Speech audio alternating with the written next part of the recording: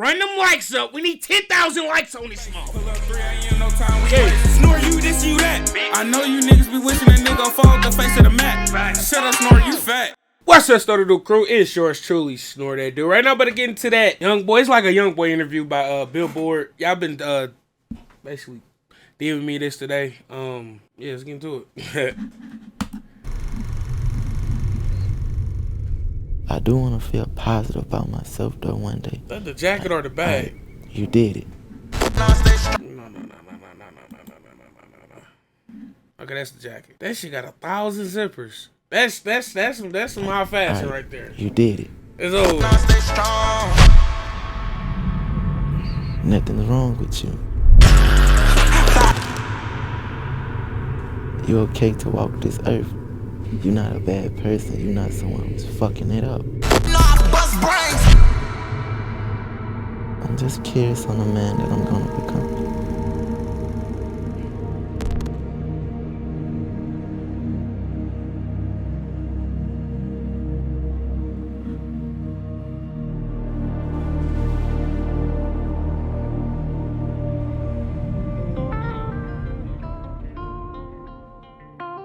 I think I grew up Utah look like a very liking nice city. music, like the love for it. But it's like, it's therapy. It's the only way I can express myself. And as I sit down behind the mic and just let things flow out of my mouth, I feel relieved. Man, I was flooded with millions of dollars from the time I was 16 all the way to this point in my life. And I woke up one morning and I was like, damn, they got me. Man, look at the shit I spoke about. Look at the shit I put in these people's ears. Man, I feel very wrong about a lot of things. How many lives I actually am responsible for when it comes to my music. How many kids and people have gotten in the car or put this shit in their ears and actually went hurt someone. And now I'm sitting back like, damn, I can't do it all in one day. But I promise to clean whatever I can clean. But it's gonna take time. Hold on. I'm gonna read this and I'm gonna talk about what he just spoke on basically. But NBA YoungBoy music and videos have been streamed more than 10 billion times. Damn, my little soundboard ain't working. But anyway though, YoungBoy just spoke on basically all the toxic music he done released ever. He spoke on, because at first in YoungBoy's career, he was talking about how he didn't want to be nobody role model. He didn't ask to be nobody role model. Although he was hella influential and he knew that, he basically said he didn't ask for that. I'm only bringing that up to get to the point where, well, to speak on the point of the toxic music he always released and how he influenced. Hell, y'all remember at one point in time, the average teenager was dressing like the skinny ass jeans. Some type of white tee with the white forces. Hold on, because this was a key component to that fit. They locked their knees back and stand like the nigga. Yeah, he was having that. At some point, he was having all the, well, he still got it like that, but all the kids was reciting every lyric, you know? So right now, it seems like he's very aware of the shit he released to the universe that can't go back. And he seemed like he want to make a change. I mean, it all started with the Stop the Violence movement, you know? Me personally, just because I only can speak on myself. I didn't know what to think initially of the Stop the Violence shit. You know, when you like been following rappers' careers, not just NBA YoungBoy, but just rappers, period. They always go through a little phase where they doing something different, but nothing never could really come from it. You know what I mean? It always be like a 1-2 month thing, and then they back on the same bullshit, you know. So like at first I ain't think nothing of it. Then I seen the toy drive, still ain't think much of it. But more and more I'm starting to see that he's really sincere about this change. You know, he's more sincere about this change. Maybe because he had a lot of time inside the house to really kind of reflect on why the fuck I'm not in focus. That's crazy. But he had a lot of time to reflect on let's just say his life and how is it going, you know. But yeah, man, I guess we done with that. We ain't getting no more dead trolls. We ain't getting no more. Honestly, if we sit back and pay attention, when he drops songs like Emo Rockstar and shit like that, we could definitely tell something was gonna come from it. But I guess we're still ignorant to the fact. And I also want to talk about this though, like, Like, niggas be getting tired of that toxic shit, bro. I've been kind of talking about it here recently. Somebody, since like November, October, like, that shit ain't him no more. It ain't him no more. And I don't remember which video in particular, but I know it's public. I know I published it. Where I was like, I want to get back to how we just, a fire song dropped and we just love that motherfucker. You know? How we just love that motherfucker. This how I know a song is about to be hella toxic. Off of how many times it sent to my DM. Y'all ain't even Snort, you got it. It's toxic. Which is cool, but it's like, bro, my mind space right now, bro, I don't be want to hear some of that shit sometimes, bro. Like, when I'm on some personal shit, I be listening to Patti LaBelle and shit now just to kind of balance that shit the fuck out. You know? And I know y'all, Patti LaBelle, Snort, really, but fuck she talking about? She talking about heartbreak and shit, I ain't gonna lie. But still though, it's a different sound. It's a different sound, man. I see my shit peeking. But it's a different sound for sure. Like, nobody wanna be on that toxic shit all day long, man. Like, fuck. And not saying that shit fucking with my mental, but it's like, alright, I'm tired of hearing this nigga talk about the same niggas. That was my whole thing with the Cal Rich niggas in them. With the DDs in them. The UGs in them. They talk about the same guys. There's only so many ways you can tell me how a nigga got stabbed in a train station, bro. You know what I'm saying? Yeah. I can't speak on no other niggas that do reaction videos, but I think they probably tired of that shit too. But, yeah. I feel like I'm leaving something out. I don't know, I guess I remember it. I'm back it up like 15. One day, but I promise to clean whatever I can clean. But it's gonna take time.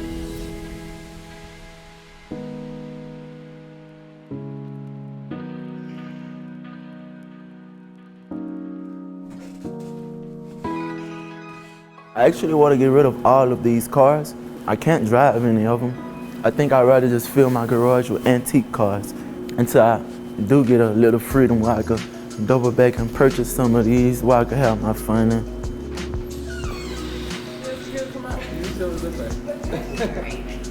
And that's my accountant, Miss Quintina, making sure I handle the money I was blessed with properly. I can feel when he needs me to be that. And so that accounting hat, I take it off when he needs me to be human, when he needs somebody to talk to. Whatever he needs me to be, that's what I am for him. Well, my grandmother was my everything. That was my protection, my comfort. This is my angel, my protector. So as she died, Like I everybody, seen like just this very big difference inside everything. Like, he got a big heart. Like, he love people. Like, if he love you, he love you. You know what I mean?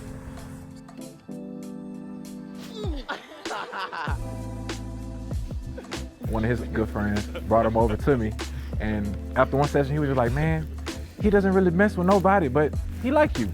He like, I don't know what that is. So it was just kind of natural, like, just our chemistry and our bond just kept growing and kept growing, and I consider him a brother. I'm not famous.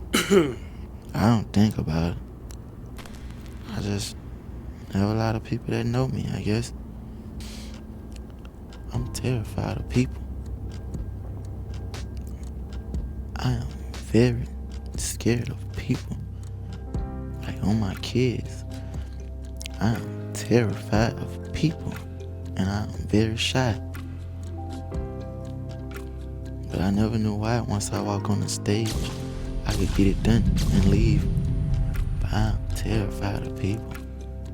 This world cold, bro. People are cruel. Yeah.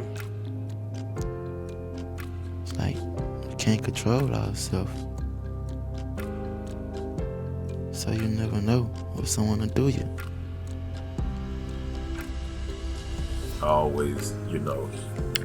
This world is cold. It's cold than a bitch.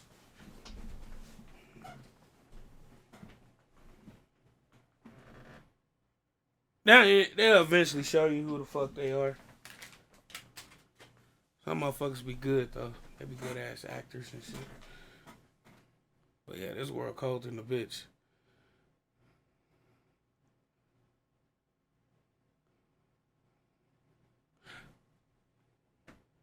Like, you know what kind of like shit motherfucker had to show you for you to be like, I'm terrified of people.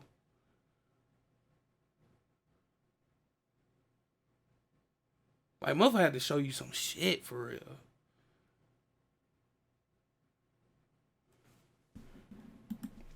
Knew what he was doing and what he had going on and his music and his buzz and was impressed with what he achieved being from where we're from. And I mean, they are some of the hardest working people in the music business. I think his legacy will be himself. He's not going to be compared to anybody. He's setting the tone and standing out by his work ethic. I always wanted to be a rapper. This was always my dream. I never had a plan B. This is what I was set on becoming. That's what it was. Nah, this shit in the mountains. You can't tell me they ain't his shit right there.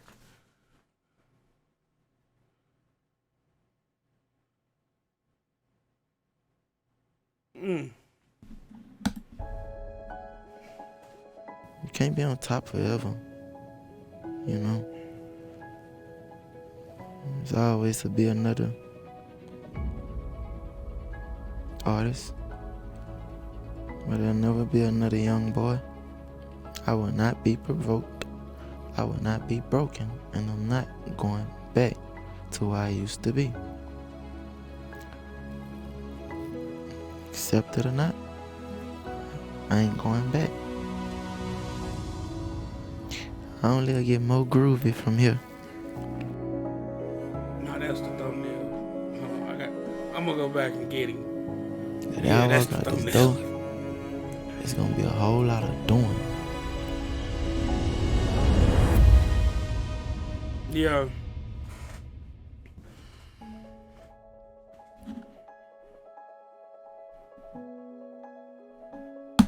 Man, I'm happy to see this man in a good headspace, bro. I'm happy to see him in a good headspace. I'm happy to see this nigga smile.